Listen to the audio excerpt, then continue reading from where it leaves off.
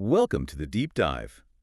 Today we're wading into the interesting world of corporate jargon. Murky waters indeed. Yeah, exactly. Mm. We got this great source, kind of a survival guide, Corporate Jargon Warfare. How to sound smart without being that guy. Catchy title. Isn't it? Yeah. So our mission today, it's not just about understanding the jargon. No, exactly. It's more like getting under its skin. Why is it there? How does it even work? And how you, our listener, can, handle it. Yeah, handle it, whether that means understanding it, maybe using it a bit yourself, Strategically, perhaps. or just seeing right through the fluff. Precisely. And, by the end of this, hopefully you'll have a much clearer picture. You'll probably recognize some phrases. Oh, Maybe even feel you could use a few, perhaps ironically, perhaps not. Uh-huh. But more importantly, you'll get better at sensing when jargon is actually doing something useful versus when it's, well, maybe being used as a bit of a smokescreen. A smokescreen, yeah. And we'll even touch on that idea that sometimes it's deliberate. Oh, absolutely. And when maybe, just maybe, you might consider using that tactic yourself. Okay, intriguing. Let's dive right into what our source calls the Jargon Hall of Shame. Yeah, I like that. Me too. These are the phrases that apparently can actually make you sound less credible. Right. Counterintuitive, maybe. First up, disruptive paradigm shift. Sounds big. Important. It does sound impactful, doesn't it? It suggests this huge fundamental change. Yeah. But as the guide points out, what it often really means is just, this actually works better. Mm-hmm. That's simple. Often, yes. The fancy language sort of taps into that desire we have for everything to be groundbreaking, even if it's just a small improvement. It's like we need to inflate everything. Okay, next one. Low-hanging fruit. Hear that one constantly. To you and everyone else, yeah. The guide translates it simply to easy wins. Right. So why not just say easy wins? Well, that's the interesting part, isn't it? Maybe low-hanging fruit adds this, veneer of strategy, like we've surveyed the whole orchard. Instead of just picking the apple right in front of us. Exactly. It projects efficiency, proactivity, but maybe it's just the obvious stuff. Makes you think, doesn't it? Okay, last one in this section. The 10,000-foot view. Ah, the aerial perspective. Taking things up high. What's the translation there? The guide brings it right back down to earth. Hmm. It just means the big picture. Okay. And, it does signal you're thinking strategically, not getting lost in the weeds. True. But the risk, I suppose, is that it can sound detached. Sometimes you need to be down in those weeds, right? The eye-level view matters. Good point. Okay, so now, this is where it gets really interesting. The guide talks about when you might actually want to use jargon. Weaponize it, as they say. Yeah, weaponize it. Strategically, of course. First example. Let's pressure test that assumption. Uh-huh. Sounds very diligent. It does. But what's the hidden function? Well, the guide suggests this is a brilliant way to buy time. It equates, let's pressure test that assumption to, I need 24 hours to think. Oh, that's clever. Isn't it? It sounds proactive, analytical. Much better than saying, I haven't thought about that. Let me get back to you. Right. It keeps you looking in control. Have you? Have you ever used something like that? Maybe. Maybe once or twice. It's a useful tool in the kit. I bet. Okay, another one. Using the phrase, there's misalignment. Sounds quite diplomatic, Very much so. Polite, even. but the guide suggests it's got a sharper edge underneath. It does. Think about workplace dynamics. Saying there's misalignment is often a much, much softer way to deliver bad news or disagreement. The guide translates it pretty bluntly as, Oof. we're wrong. Oof. Okay, so it avoids direct confrontation. Exactly. Points out a problem without pointing fingers directly. Useful for, keeping things civil. Definitely. And then there are phrases like incentivize adoption. Ah, yes. Sounds very God. business school. Right. When really it just Yep. means, Make them want to do it. yeah. It just adds that layer of formality, sophistication maybe. Makes a simple idea sound like part of a complex strategy in a boardroom. Projecting strategic depth through fancy words. Pretty much. But wait, the guide also warns us, right? It mentions a shame file. Oh, yes, the cautionary tales. The shame file collects these, spectacular jargon fails from startups that, often didn't make it. Got example. One standout was blockchain-adjacent cloud synergy. Wow. What does that even mean? Who knows? And that's the point. Just jamming buzzwords together doesn't create value. It can actually be a huge red flag. Suggests they don't really know what they're doing, maybe? Or they're trying too hard to sound cutting edge without the substance. Yeah. Okay, so we know some jargon to be wary of, maybe some to use carefully. But How do we get better at spotting the empty stuff, the bluff? Activating the internal bluff detector, as the guide calls it. Love that. So, how? Well, critical thinking is key. The guide gives some clues, like when you hear future-proof. Yeah, sounds good. Sounds reassuring, right? But the guide suggests maybe translating that internally to, we didn't test this very thoroughly. Ouch.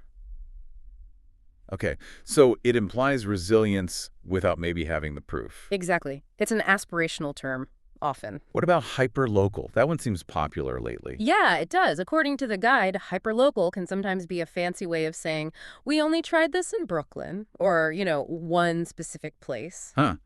So, inflating a very small test case. Potentially. Using a trendy word to make something limited sound like a bigger deal. Why do you think we like those terms? It sounds more focused. Targeted. I don't know. And what about tech buzzwords?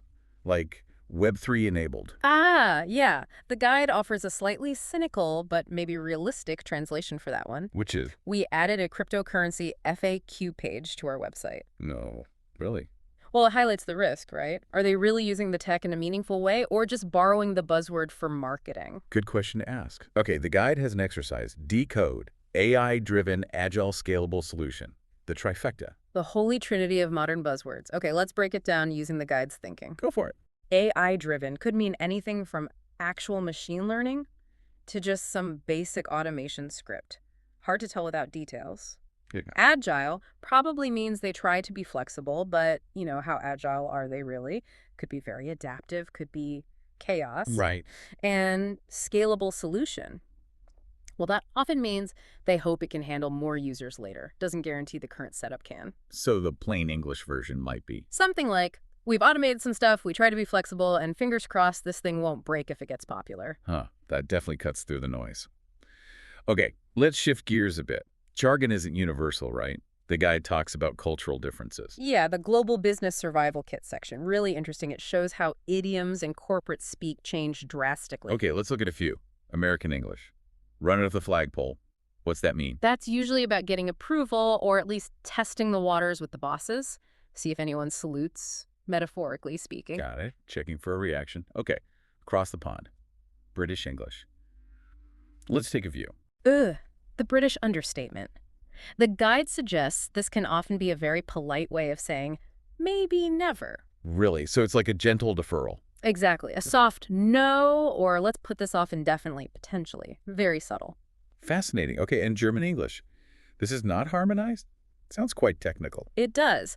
But the guide says the underlying message is often much more direct. Yes. Basically, you messed up, or this doesn't fit together correctly. It's less about feelings, more about the functional error. Wow. Quite different levels of directness there. Really shows you need context. Absolutely. Cultural context is huge. So, moving away from jargon, let's talk about the power of just plain English. The guide really pushes this. And rightly so. Clarity is powerful. It gives examples, right? Like comparing our churn dropped 18% to something fancier. Yes. Our churn dropped 18%. Direct, clear, measurable. Compare that to, say, enhanced retention synergies. Which sounds vague. Exactly. It's abstract, lacks impact. The simple data, clearly stated, is way more persuasive. And there was another example I loved. Instead of optimized UX touchpoints. Right, which sounds so clinical, so detached. That's the human version. The guide suggests something like, one customer cried happy tears. Now that tells a story. Precisely. It's memorable, emotional, connects the work to a real human outcome. Jargon usually strips that away. The guide even suggests banning one jargon phrase a week from your own vocabulary. Which is a great little exercise in mindfulness, isn't it? Makes you think about the words you choose. Yeah.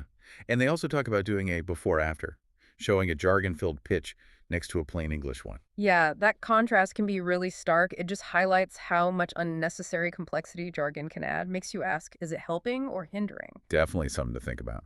Okay, so we've decoded, we've discussed. Now, for you listening, what's your mission, according to the guide? Time for some field work. The source has a couple of fun challenges. First, try eavesdropping, discreetly in your next meeting. And just tally the jargon. See what pops up most often in your world. It really boosts your awareness. I like that, like jargon bingo. What's that second challenge? Take a recent email, one that's really loaded with buzzwords, and try rewriting it in simple, maybe 8th grade level English. We'll see how much clearer it gets. Exactly. You might be surprised. So why does all this matter? Why should we care about navigating jargon, according to this jargon warfare guide? Well, the guide hits on a few things. One, it's often just funny, right? It names that shared workplace frustration, that absurdity we all recognize. It's true, there's humor in it. Two, it admits there's a strategic side. Understanding it, maybe even using it carefully, can be part of playing the game, navigating office politics. It's a necessary skill sometime. Perhaps. And finally, it's a great starting point for bigger talks about communication, clarity, and frankly, workplace culture. Okay, so to wrap up, here's a final thought for you to chew on. Think about how jargon is used or avoided in your own workplace. Yeah, how does that intentional use, or maybe the deliberate lack of jargon, shape how things get done, how people see each other's competence? Is it, a necessary evil? A strategic tool? Yeah. Or is it mostly just noise getting in the way of real communication? Something to ponder next time someone wants to synergize core competencies. Yeah, indeed. Thanks for taking this deep dive with us.